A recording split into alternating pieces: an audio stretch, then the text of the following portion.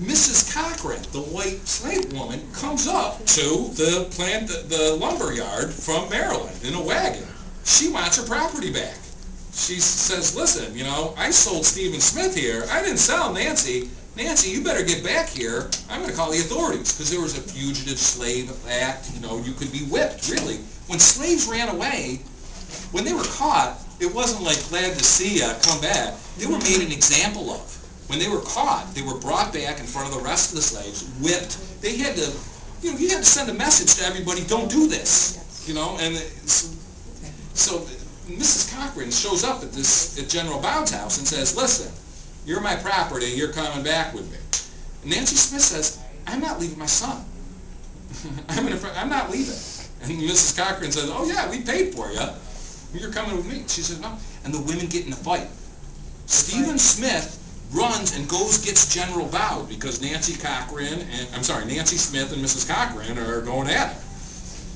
Yeah, fisticuffs, you know, it's kind of going at it. So General Bowd comes in and he swishes Mrs. Cochran away. Says, you're on my property, get out of here.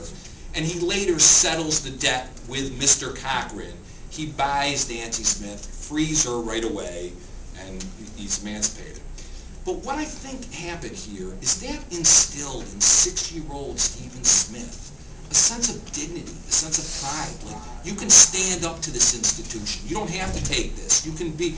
Because Stephen Smith, later on, becomes the wealthiest black man in America. I mean, there's portraits of him. It's an astounding story. And it's speculation on my part. You know, I don't know that changed Stephen Smith's life. But I do know that his mother stood up to it and didn't go back. And he was a young boy, impressionable. Later on, Nancy Smith dies. When Stephen Smith dies, he's buried next to his mother. They were both reinterred out of Olive Cemetery over into Eden Cemetery right now. They're both buried in this area of Eden Cemetery called the Olive Section, but there's no monument to them. They don't know where they are. And it's really heartbreaking. You know, to say that. Did we read any letters or journals, Stephen Smith? Do we have any documents from him? We don't have any diary or anything like that, but there's many legal documents because he purchased a lot of properties. You know, so there's legal documents, legal transactions. He also was a part of many abolition movements, so you can read speeches that he helped write, things that he helped say, but I didn't find a diary. I wanted to ask you, Dave, how he became educated, and I had the same question. Did he leave a memoir of any type or something? But how did he become educated? Or was that the generals doing and more widespread than that? You know, Evelyn, you don't know.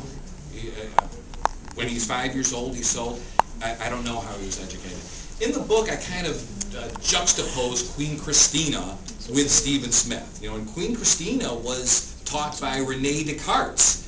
She spoke 4 different languages. She was Stephen Smith was self-taught, self-educated. He had no kids. I don't know how he was taught, but he was an educated man. I think when he filed these lawsuits, he had Quaker assistants from Shipley's and you know, other Quakers who knew the legal system. It looked like they kind of guided his way. And, you know, one thing, like, blacks did not have a voice in the court in that time. They could not present a document into evidence. They could not speak on their behalf.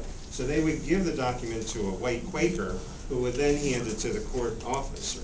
And that's how it would be taken into evidence. Was that county, Quaker County, where he ended up?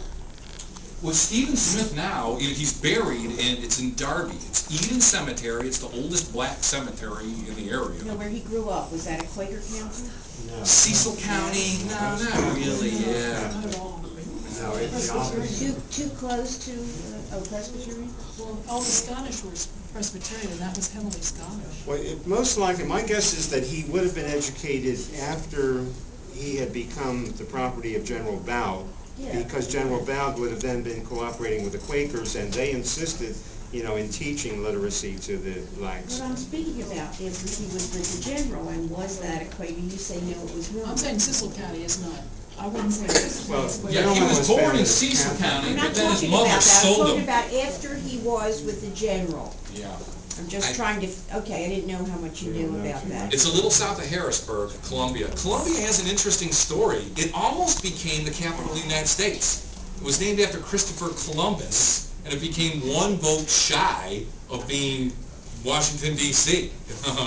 It was kind of the area where people were, you had to cross the Susquehanna to settle out west. So there used to be a line to get to cross the Columbia River, but the Quakers had a ferry that ferried people across, and then they built a bridge. And really, the Gettysburg conflict, the townspeople in Columbia burned that bridge so the Confederates wouldn't come to Philadelphia.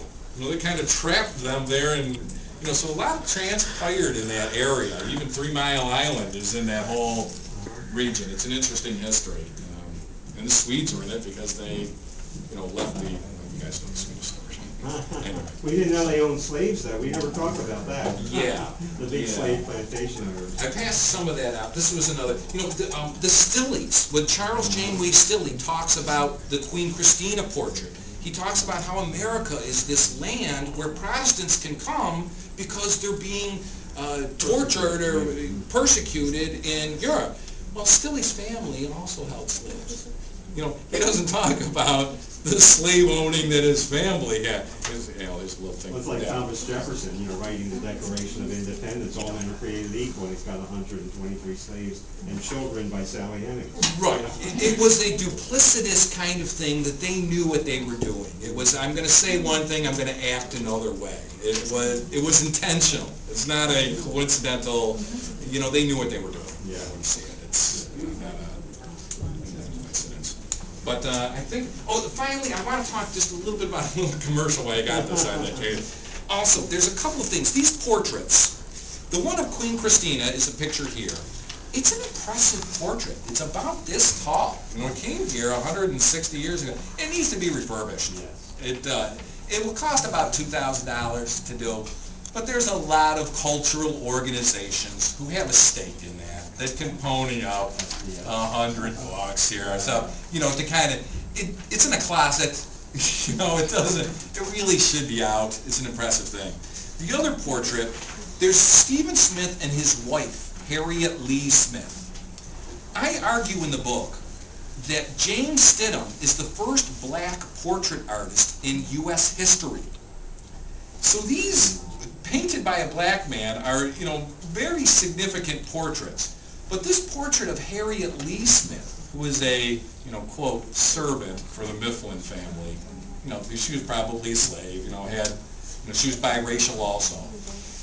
I believe this is the first portrait of a black woman in U.S. history. You know, certainly of a black woman painted by a black artist, no question about that. But I think it's the first portrait of a black woman in U.S. history. It's got a tear in it. It needs to be refurbished. You know, it was probably What's the done. date of it? I estimate 1830. What about Martha Washington or somebody in what do you Black. say? Black. Oh, a black woman. Yes, this is the first portrait of a black woman. Oh, This is okay. during slavery. Okay. You know, I mean, black women are the last thing on the totem pole. You know, in the whole slavery thing. They're not only You know. female, but they're black. Right, they're not only female, but they're black. They're the last of, you know, they have a portrait. A portrait's an expensive kind of a thing to do.